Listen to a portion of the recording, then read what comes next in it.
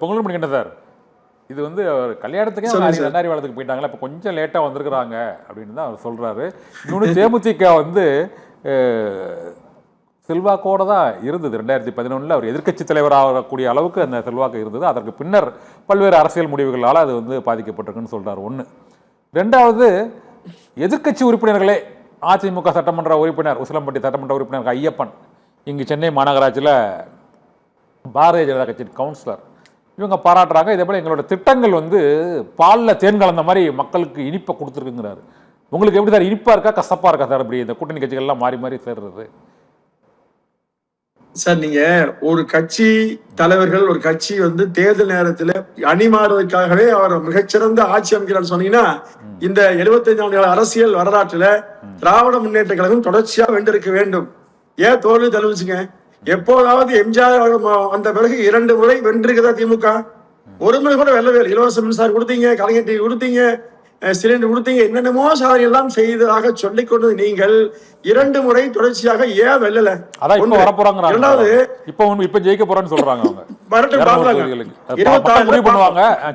மக்கள் தான் எஜமானர் சார். சரியா சார்? கண்ணன் சார், மக்கள் தான் எஜமானர். நீங்க SR கோபி, PM மன்னன் போன்ற திமுகவில மதுரை முகமங்களாக இருந்த அவர்கள் எல்லாம் இன்னைக்கு திமுகவோட செய்கிற தவறுகளை ஏன் பேசுறாங்க? அந்த குடும்பத்தை தாண்டி யாராலும் ஒன்றுமே செய்ய முடியவில்லைன்னு ஏன் பேசுறாங்க? அப்போ இந்த குடும்பம் இன்றைக்கு தமிழ்நாட்டை சூறையாடி இருக்கிறது. வழக்குகள்ல தொடரக்கூடியவங்க, அதை நம்ம விவரிக்க வேண்டாம். சார், நீங்க இல்ல நீக்கி வைக்கப்பட்டவங்க ஒரு ஐயப்பன் பேசுவாரு, அத சொல்றீங்க. அம்மையார் வந்து ஏன் பேசுறேன்னா, அவங்க பிஜேபி கடந்து தெரியாது. அதிமுக யாரும் பேச மாட்டாங்க.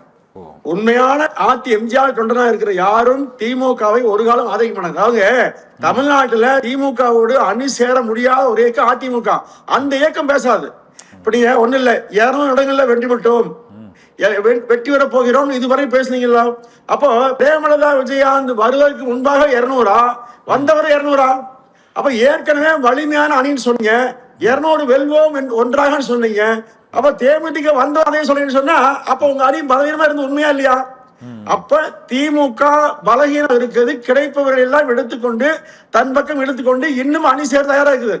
அப்போ திமுக பலமாக இல்லை. 5 ஆண்டு காலம் மிகச்சிறப்பான ஆட்சி, தேன்கலந்த ஆட்சி நடக்குன்னு சொன்னா ஏன் வந்து நீங்க ஒவ்வொரு அணியா இழுக்க போறீங்க? ஒன்று. இரண்டாவது சார், பழம் நழுவி பாலில் விழுது சார். அது வந்து 2016 ஆண்டுல அது திரு கருணாநிதி சொன்னது. இன்னைக்கு அழுகிய பழம் கெட்டு போன பாலிலே விழுந்திருக்கிறது. அதுதான் உண்மை. எனவே அந்த பழத்தாலும் பயன் இல்ல, பாலாலும் பயன் இல்ல. மக்கள் தான் 2024 தெரியாது.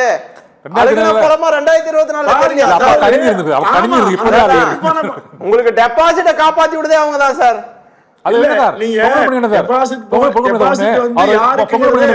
ரஜினி சொன்னதுல ஒண்ணு முக்கியமானது என்னன்னா, இந்த 2024 தேர்தலில் ஒரு 8 தொகுதிகளில் அதிமுகவுக்கு வந்து அந்த டெபாசிட் தொகை இலக்கம் இருக்குது. மீதி உள்ள அந்த ஒரு 32 தொகுதிகளில் பல இடங்களில், அது விருதுநகர் சட்டமன்ற விருதுநகர்லேருந்து அந்த தென் மாவட்டங்கள், இது போல் மேற்கு மாவட்டங்கள் உள்ளிட்ட சில தொகுதிகளில் வந்து அந்த தேமுதிக வாக்குகள் தான் கொஞ்சம் அதிமுக லிஃப்ட் பண்ணிருக்கு அப்படிங்கிறது பொதுவாக சொல்கிறாங்க.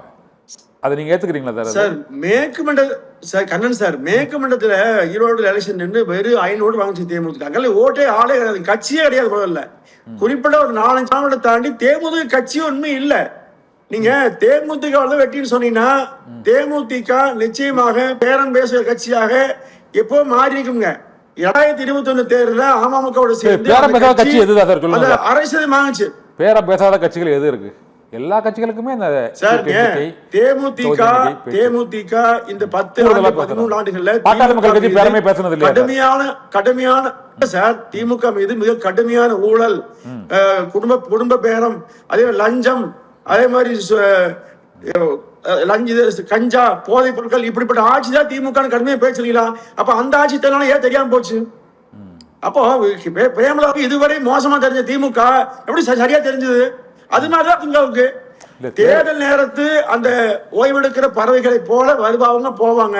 இதற்கெல்லாம் கவலைப்பட்டு அதிமுக கட்சி நடத்துறது 2016 தனித்தே நின்று வென்ற இயக்கம் அதிமுக. அது போலத்தான் சட்டமன்றத்துல அது திமுகவால தனித்து நின்று வெல்ல முடியாது. அது நாடாளுமன்ற தேர்தல்ல அவங்க தனித்து மோடியா லேடியான்னு நின்னாங்க. இப்ப அந்த மோடி கட்சிகளோட இல்ல 2016 சட்டமன்ற தேர்தல் சார், 2016 சட்டமன்ற பொது தேர்தலில் தனித்து 234 சார், இளையமன்றமே நின்றதுங்க 16ல. இது மாதிரி ஒரு முறை கூட திமுக நின்றதும் இல்ல வென்றதும் இல்ல.